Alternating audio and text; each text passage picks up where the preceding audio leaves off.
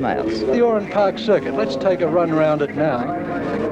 Starting from pit row, you go down a very, very long straight into Tirana corner, which isn't quite as sharp as it's shown there on our graphic. In fact, it's taken by the big bikes in fourth gear of a 6-speed box or third gear of a 5-speed box, then down into Bitcher Pave corner, which is a tight left-hander, back to first gear in some boxes, up to third gear under the Bridgestone Bridge, down into Coca-Cola corner, which can again be either a first or second gear, hold second or third gear through the little S's, up to Ampol corner, which is a terribly tight right-hander with an off-camber at the outside of it, so it's difficult to take. And Ampol is again taken either in first or second gear, work up to third gear to go over the Bridgestone Bridge, then down into the S's in third gear, sometimes back to second, work up to third for Sutton's corner, and then start to crack it wide open, up into fourth gear for the Shell Dog Leg, down to second gear for BP corner, and then onto the pit straight again, where speeds of up to 280 kilometres an hour can be achieved by the bikes in the Swan Insurance Series. Well, lining up on the grid then, a tremendous field of this great variety of bikes, 4-stroke bikes, all of them 4 cylinders up to 1150 cc's, the 2-stroke 4-cylinder 750 Yamahas and also 500 Suzuki. But one of the pre-race stories of this series was the Australian Unlimited champion this year, Andrew Johnson, practicing here on Friday on what was a diabolical corner. Here he is, but when he was practicing on Friday, he fell on CC corner, the corner off the straight on the short circuit, and dislocated his collarbone, and in fact fractured a bone there too. And here he is in that condition, strapped up with pain-killing injection, practicing at Oran Park this morning. Johnson was grimly determined to ride, hopeful that he could do so. The machine needed a lot of repairs, but as you can see, it was repaired and was brought out. But after doing 10 laps, Johnson was in a fair amount of pain. He was some 5 seconds off his own potential pace, 5 to 6 seconds, and he felt that for the injury to recover, and also in terms of his and the safety of other competitors, that it would be better if he didn't ride. But as you can see there, even in injured form, he doesn't look too bad. The good news is that although Johnson has had to step off the motorcycle, the brilliant young Victorian rider, Rob Phillis, will be on the machine for this first round of the Swan Insurance Series. So Rob Phillis to take over Andrew Johnson's bike. And so that's the scene now for the start of the first leg in the first of 4 rounds in the Swan Insurance International Series for 1980, the 3rd time in which the series has been run. Won the first year by Jeff Sale, local rider, from his brother Murray Sale, then last year from Greg Pretty from Ron Bolden. And both Pretty and Bolden running this year. There are the grid positions. Graham Crosby, the 1980 Formula One World Motorcycle Champion. Steve Trinder, the local 500cc champion this year. Ron Bolden, a national champion. Wayne Gardner, winner of the Castrol 6R, and Gary Coleman, who is very quick on that 750. All those 5 bikes under the Oran Park Grand Prix lap record. Then comes Dennis Neal on the Honda 1062, 1 minute 17.9 seconds, also under the lap record. The former world champion Ron Haslam from Great Britain on the Works Honda Formula One bike. Then Michael Cole on the other locally built Honda CB1100R. Rob Phillis now takes over 9th position, 1 minute 18.7 seconds. And Greg Pretty, the defending champion, on 1 minute 18.8, 10th position on the grid. He did that lap time on poor tyres and has put new tyres on the bike for today's event, and as such should be substantially faster. Okay, they're lined up. 10 seconds to go. Coleman jumping. Start very untidy, but away. Dennis Neal, a good start. Gardner, a better one. Gardner into the lead. But watch Crosby down the inside. He's now moved to the outside of the track. Graham Crosby battling with Wayne Gardner for the lead, with Pretty coming through on the inside to take over the lead from both. Greg Pretty won the series in its 2nd year. Has had a fairly lacklustre year due to budget. Later on, that's Coleman there at the head of that bunch, going well in front of Trinder, who got a bad start. Bolden in there in 4th place behind Gardner 3rd and Crosby 2nd. Pretty in the lead, Crosby 2nd. Did a lot of work on Pretty's bike last night. Seized in practices yesterday on one cylinder, knew it would exhaust, falling apart. Cleaned it up, did a lot of work, some final testing this morning, and the boy's got a lot of talent. Watch him, the South Australian.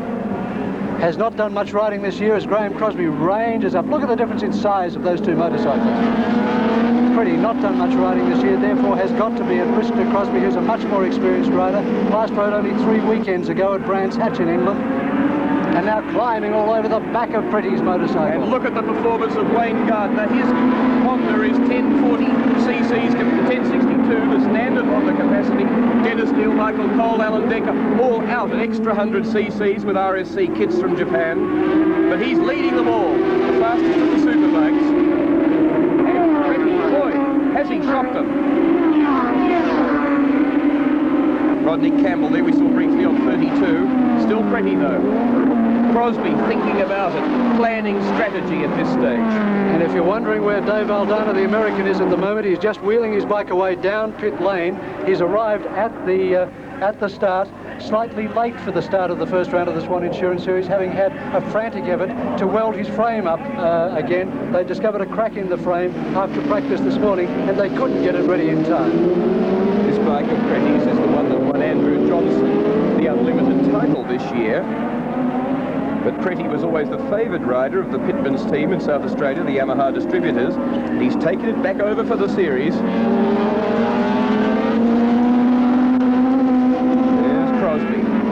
Notice the difference in performance between the 750 two-stroke Yamaha with better ground clearance, better handling, and the four-stroke Suzuki, more grunt at low speeds out of corners behind. And right behind those battling two, here comes Steve Trinder from 7th place up to 4th place now and challenging Wayne Gardner. In fact, through him. So Trinder out after them while Gardner does a wheelie. And Trinder with a clear track in front of him has got the gas right open. And with a clear track in front of him, he ought to be able to catch us. Pretty is holding Crosby up a little bit. Crosby up the outside, looking for a go through. And look at Trinder close that gap. Steve Trinder right up amongst them. The Albury rider doing tremendous work. He's going under Crosby here, no. But by a G, maybe if Crosby had a glance back, he would have been aware of him there. Trinder has to wear a steel plate on his boot as he goes under Crosby. That's a daring move. And look at him with only half the capacity, but using an enormous amount of throttle there in what he uses the first gear out of there. And that was why the bike was getting sideways, too much wheel spin. Wants to go under Pretty there, but can't. And there he goes under Great Pretty, Steve Trinder into the lead. What an incredible display of race riding. What an enormous difference in speed in that section of circuit. Trinder over Pretty. Pretty 750cc's. Trinder 500cc's. And watching a bit with his mouth wide open, Greg Hansford. Trinder is flying, Greg.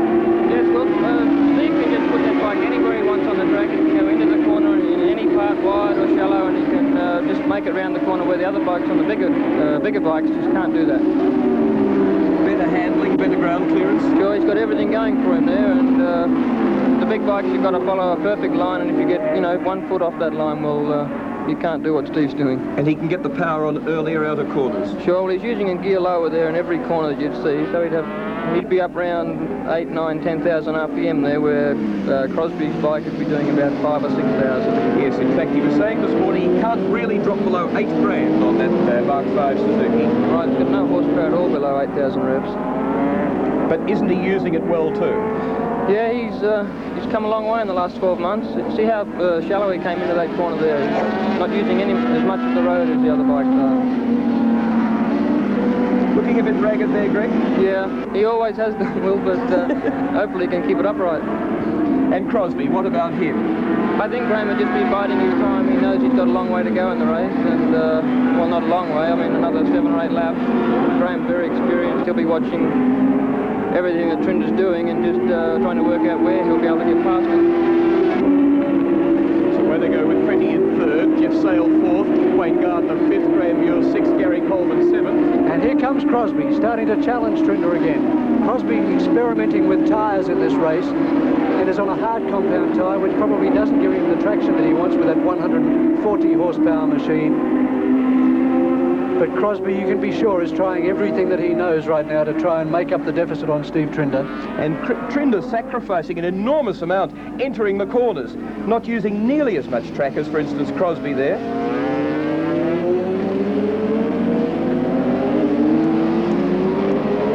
Over the bridge, where to get the right apex, you've got to commit yourself to the corner before you can see it. If you wait till you see the apex of the corner, you're too late and you'll run wide.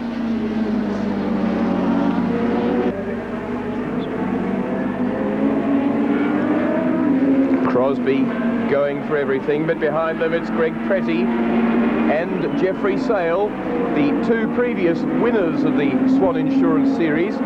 Coleman has now passed Gardner and he's picked up 5th place. Pretty, the initial race leader, and Jeff Sale. Sale won it in 1978, Pretty won it in 79. Both 750 Yamahas.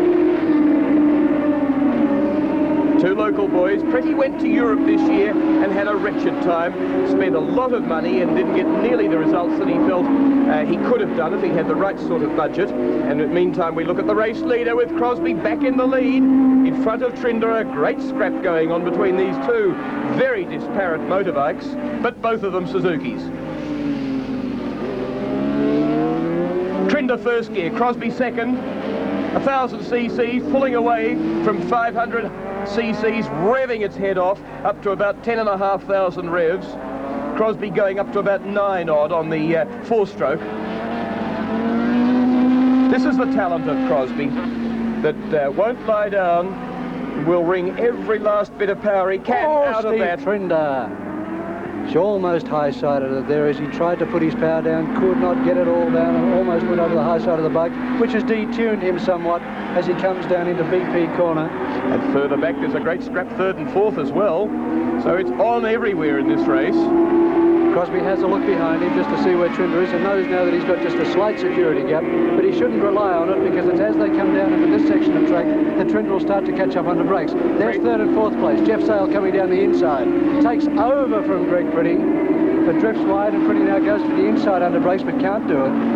Jeff Sale, the opposite to Pretty, went to Europe and has had 2 very successful years over there, as has, of course, Graham Crosby, still in the lead. 6 laps gone, 4 to go. Trinder still really able to crib an enormous amount of space from Crosby. Not quite quick enough out of there, but by gee, he's sacrificing a lot of track on his entry to corners, using everything on the exits though. Look at him, tighter here.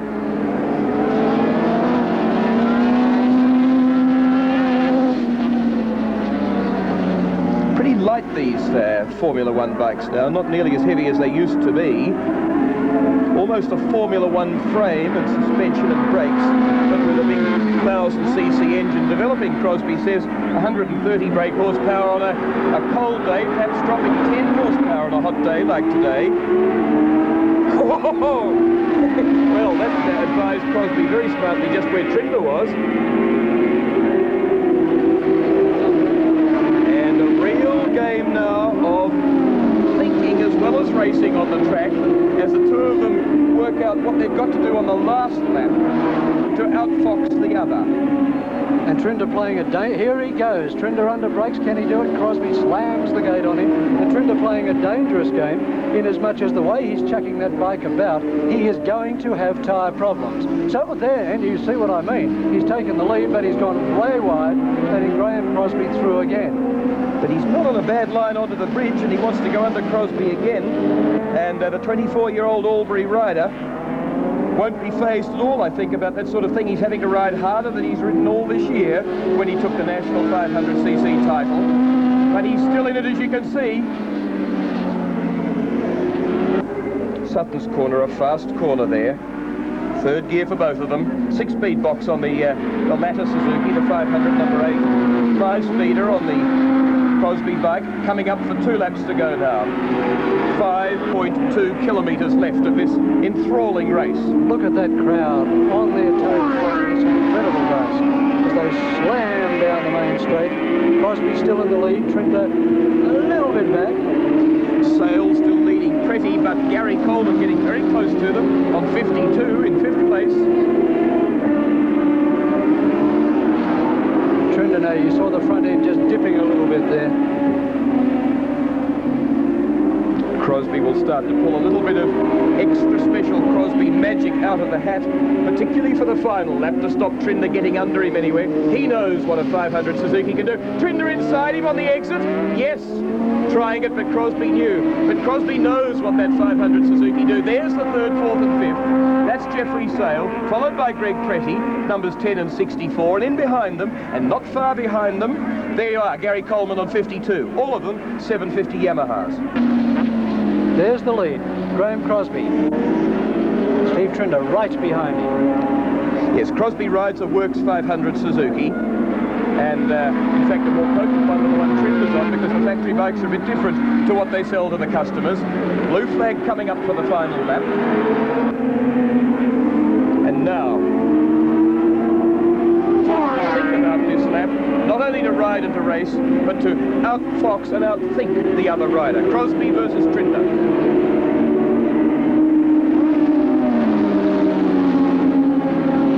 Tighter line from Trinder, looking for an inside run. He can't get it there.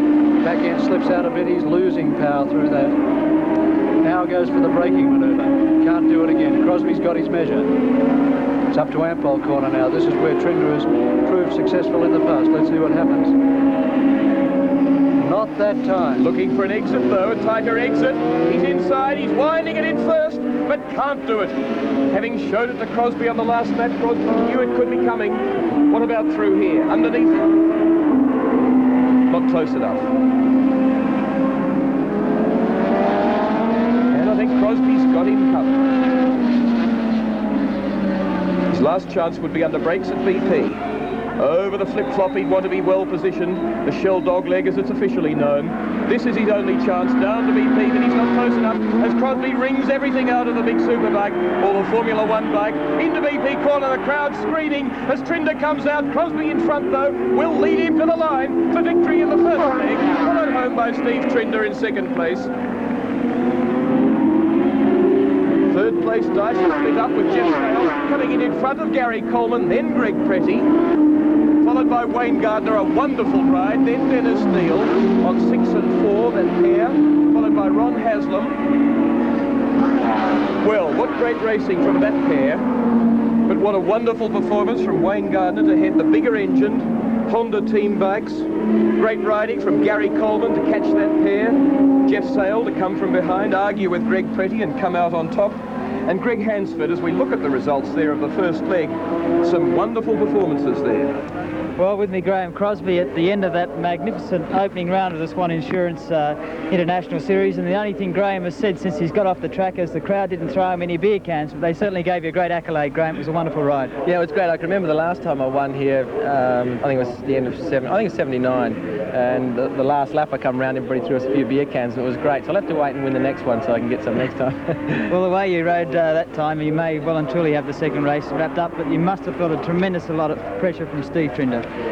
Yeah, mainly at those little tight corners over the back there where the RG seems to stop a lot better than what my thing does, and I've got to get mine lined up before I actually get to the corner, whereas the RGs are capable of sort of dropping into a corner, just sort of stopping and turning and then getting on the gas. But I can get on the gas a lot quicker, but I just can't stop it and point it in the general direction quick enough. Did you have any more in the bike? I got some more in the van. I've got 1100 kit in the van. I'll have to bring that out. Steve, you did everything but win, mate. Well, it's quite obvious. I can see why he's the world champion. He's magnificent. He's a fantastic rider. I tried everything I could give it, you know, but Graham's he's cool. He really is. He's a fantastic rider. You went under him and inside him a couple of times there. You even had the lead off him on one occasion, and yet you still only were just that little bit behind. Yeah, Graham just had the speed advantage the whole time. I was thinking to myself out there, if I only could have had a couple of mile an hour more, but yeah, that's the way it goes. He really deserved it. He rode beautifully. I was very happy myself just to come where I come. The final